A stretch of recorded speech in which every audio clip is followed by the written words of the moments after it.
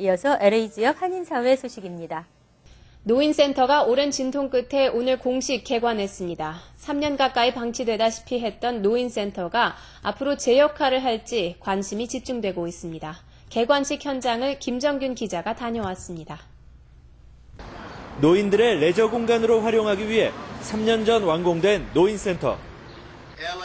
건립기금 문제로 각종 소송에 불씨가 됐던 이곳이 오늘 공식적인 오픈 행사를 가졌습니다.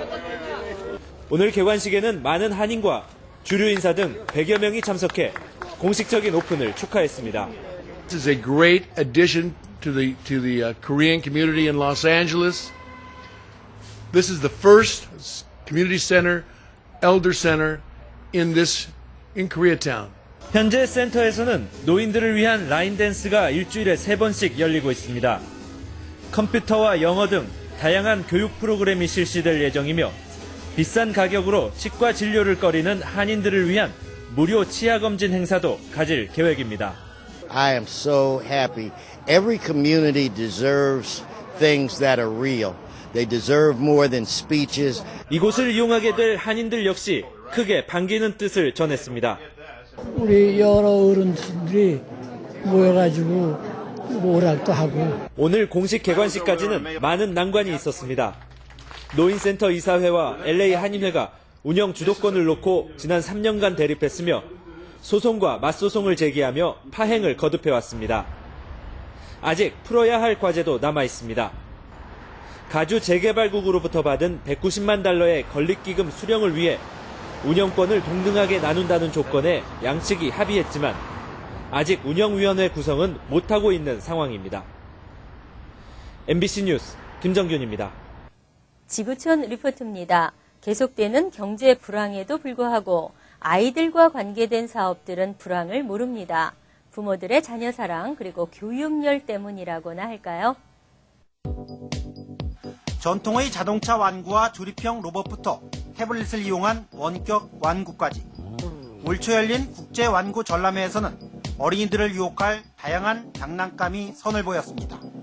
The business is really pushing forward into new areas, going where the children are going, virtual worlds, crossing over into the physical space as well.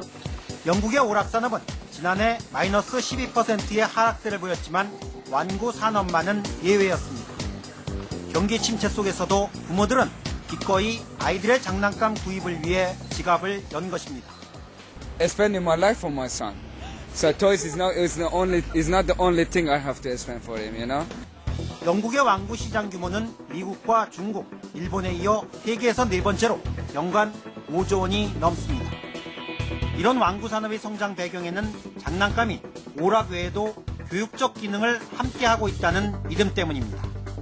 Try to find something educational. My children like iPads and things like that, but then you can use that for education as well. 실제로 지난해 영국에서 최고의 인기를 누린 완구는 교육용 태블릿으로 나타났습니다. 트럼프 같은 카드게임은 학교 대항전까지 벌어집니다. 저학년 학생들에게 카드는 언어나 숫자 같은 것을 익히는데 유용한 수단이 되고 있다는 설명입니다.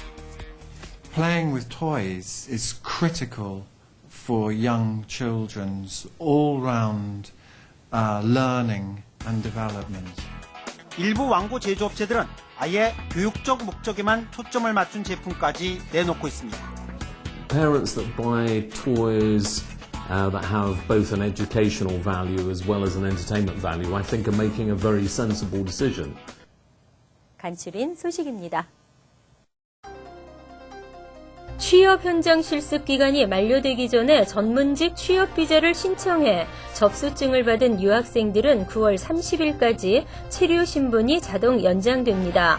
이는 취업 비자 신청 유학생 체류 신분 구제법에 의한 것으로 H-1B 접수증을 받으면 자동으로 적용됩니다. 하지만 H-1B 신청이 거절된 경우에는 거절 통보일로부터 60일 이내 본국으로 돌아가거나 미국 내에서 다른 체류 신분으로 바꾸는 신청서를 이민국에 제출해야 합니다. 경찰에 따르면 한인 51세 이동훈 씨가 지난 18일 테너플라이의 악시아 레스토랑 앞에서 비즈니스 파트너인 42세 남성을 폭행한 혐의로 체포됐습니다. 피해자는 얼굴뼈가 부러지는 등 안면에 심한 부상을 입어 병원으로 후송됐습니다. 이 씨는 과중 폭행 혐의와 함께 목격자에게 연락해 매수를 시도한 혐의로 기소됐으며 현재 보석금 3만 5천 달러를 내고 풀려난 상태입니다. 한국관광공사와 외교부는 오늘 해외여행 긴급 상황에 대한 통역 서비스 지원과 활용에 관한 협약을 체결했습니다. 협약에 따르면 해외에서 긴급 상황이 발생했을 때 한국민에게 통역 서비스를 제공하며 서비스 시작은 오는 29일부터입니다.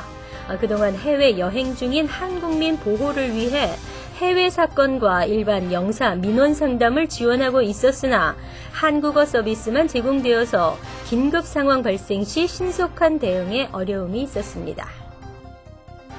팰리세이드파크 한인회가 팰리세이드파크 제임스 로튼더 시장에게 어제 감사패를 전달했습니다.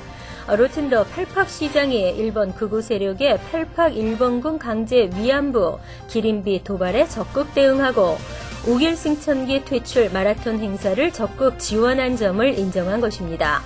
로튼더 시장은 앞으로도 펠팍 타운 정부와 한인회의 지속적인 협력을 약속했습니다. 다음은 시사 컬럼이 이어집니다.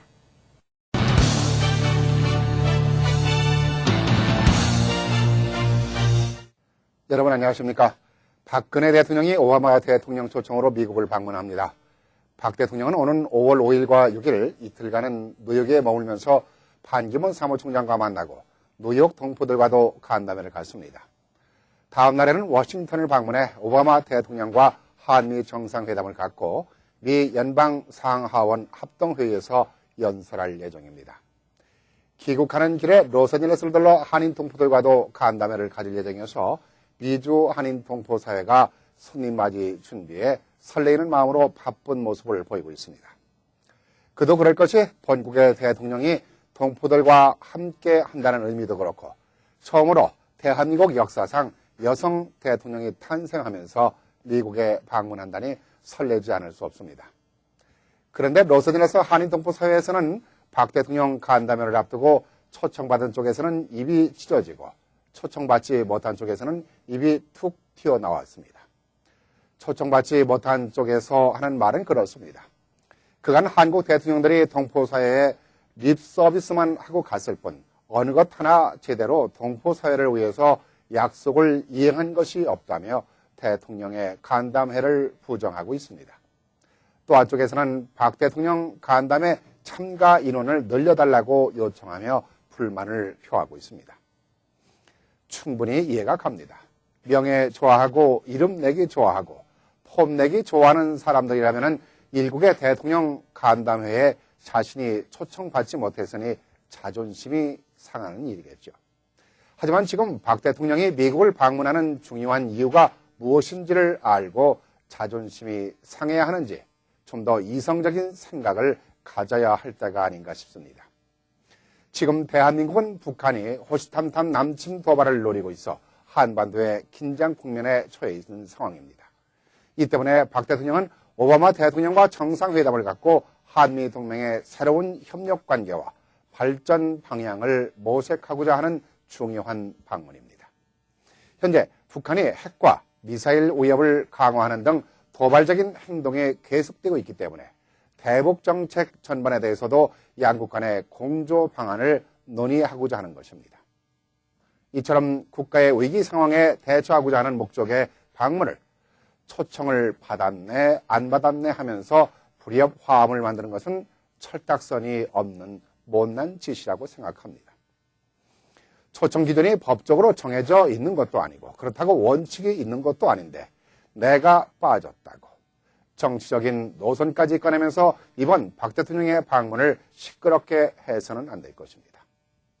지구촌에 유일하게 분단되어 있는 한반도에 여차하면은 상상조차도 하기 싫은 일들이 벌어질 수도 있습니다. 그러지 않기 위해서는 미주 동포들은 이번 박근혜 대통령의 방문이 한반도에 평화를 가져올 수 있는 방문이 될 수 있도록 모두가 기원해야 할 것입니다. 감사합니다.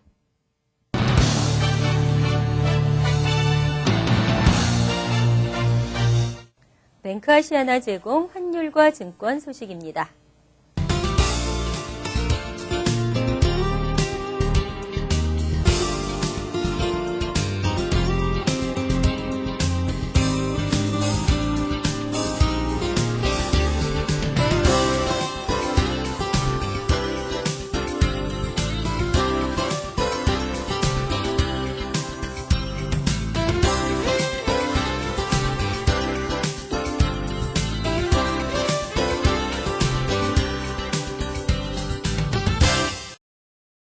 이어서 날씨입니다.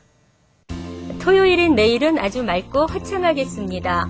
낮 최고 기온은 69도, 섭씨 20도, 밤 최저 기온은 50도, 섭씨 10도로 예상됩니다. 일요일은 간간히 구름이 끼는 지역이 있겠지만 대체로 맑겠습니다. 월요일은 부분적으로 흐린 날씨에 오후 한때 비 소식이 들어있습니다. 이상으로 KBN 뉴스를 마칩니다. 케빈과 함께 즐거운 주말 되시기 바랍니다.